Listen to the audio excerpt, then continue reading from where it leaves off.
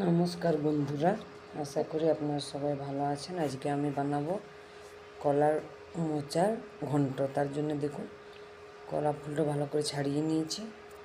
আমি একটু ভাপিয়ে নেব, তার জন্য কলা ফুলটা দিয়ে দিয়েছি, ছোলা দিয়ে দিলাম, একটু নুন দিয়ে দিচ্ছি, সামান্য হলুদ দিয়ে দেব।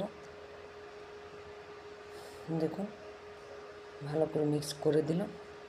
আমি 5 মিনিটের মতন ফুটতে দেবো। এই সময় আমি একটা তেজপাতা দিয়ে দেবো। আপনারা চাইলে তেজপাতাটা পরেও দিতে পারেন।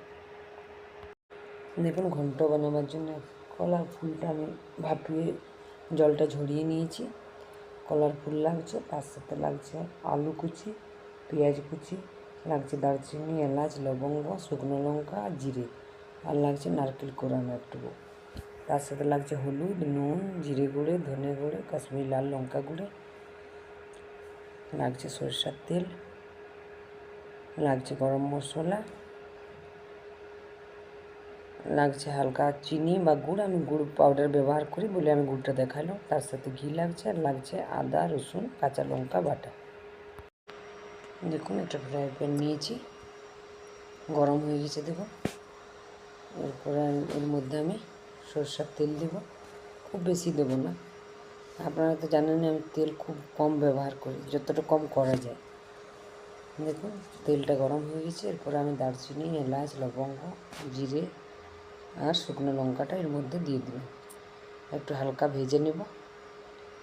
দেখুন, ভাজাটা হয়ে গেছে, খুব সুন্দর একটা গন্ধ বেরোচ্ছে। দেখুন, ভাজাটা হয়ে গেছে। এরপর আমি একটু পেঁয়াজ কুচি দিলাম। আপনারা চাইলে পেঁয়াজ কুচি নাও দিতে পারেন, নিরামিষও করতে পারেন। দেখুন, পেঁয়াজটা দেওয়ার পরে আমি কিছুক্ষণ ধরে কম আঁচে ভেজে নেব।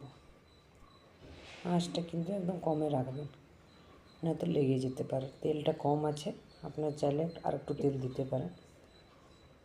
তারপরে আমি নারকেল কোরানোটা দিয়ে দিয়েছি। নারকেল কোরানো খুব সামান্য দেবো। তারপরে আলুটা দিয়ে দিয়েছি। দেখুন, আলুটা দিয়ে নেড়ে নিয়েছি আমি। নেড়ে নেওয়ার পরে এর মধ্যে আমি একটু হলুদ আর এই সময় নুনটাও দিয়ে দেবো। দেখুন, নুনটাও দিয়ে দিয়েছি। আমি যখন ভাপিয়েছিলাম তখনও নুন দিয়েছিলাম। তারপরে আমি নেড়ে নেব। নেড়ে নেওয়ার পরে এর মধ্যে আমি গুড় পাউডারটা দিয়ে দেবো। আপনারা চাইলে চিনিও দিতে পারেন। আমি সব রান্নাতে গুড়ের পাউডারটাই ব্যবহার করি। দেখুন, দেওয়ার পরে এই সময় দিলে রঙটা ভালো হয় সবজিটার। নেড়ে নিয়েছি। তারপরে আমি আদা, রসুন আর কাঁচা লঙ্কা বাটাটা ছিল সেটাও এর মধ্যে দিয়ে দিলাম। দিয়ে দেওয়ার পর টমাটোটাও এই সময় দিয়ে দিয়েছি। টমাটোটা দেওয়ার পরও ভালো করে নেড়ে নেব। দেখুন, নেড়ে নিয়েছি। এরপর আমি হলুদ গুঁড়ো এর মধ্যে দেব, তারপর জিরে গুঁড়ো, একটু ধনে গুঁড়ো, কাশ্মীরি লাল লঙ্কা গুঁড়ো দেওয়ার পরে আবারও একটু নেড়ে নেব। দেখুন, নাড়া হয়ে গেছে। এরপরে মোচাটা ভাপিয়ে রেখেছিলাম সেটাও এর মধ্যে দিয়ে দিব। দিয়ে দেওয়ার পরে আবারও কিছুক্ষণ ধরে কষিয়ে নেব। আঁচটা কিন্তু মিডিয়ামে রাখবেন এই সময়। দেখুন, কষানো হয়ে গেছে। এই সময় আমি ঢাকা দিয়ে 2-3 মিনিটের জন্য হতে দেব। দেখুন, 2-3 মিনিট হয়ে গেছে। এরপর ঢাকাটা আমি খুলে নিয়েছি। ঢাকাটা খুলে নেওয়ার পরে ভালো করে নেড়ে নেব। দেখুন, খুব সুন্দর হয়ে গেছে ভাজাটা। দেখুন, নেড়ে নিয়েছি। নেড়ে নেওয়ার পরে এর মধ্যে আমি সামান্য জল দেব।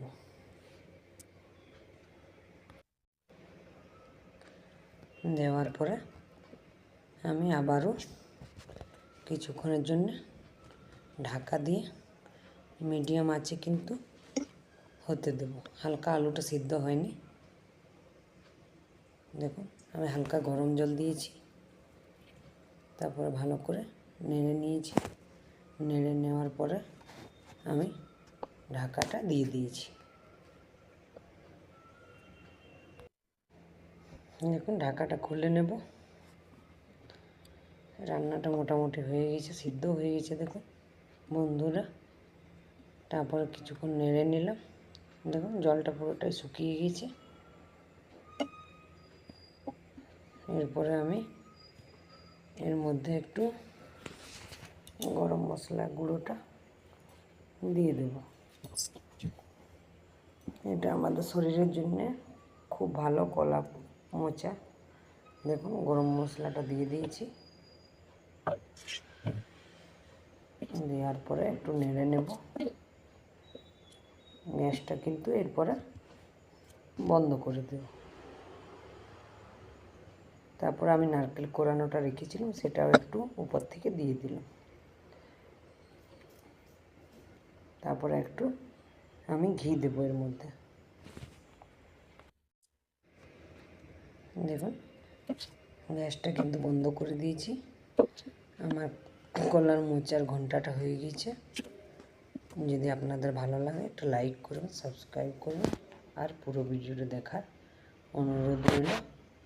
আমার ভিডিওটা দেখার জন্য আপনাদেরকে অনেক অনেক ধন্যবাদ।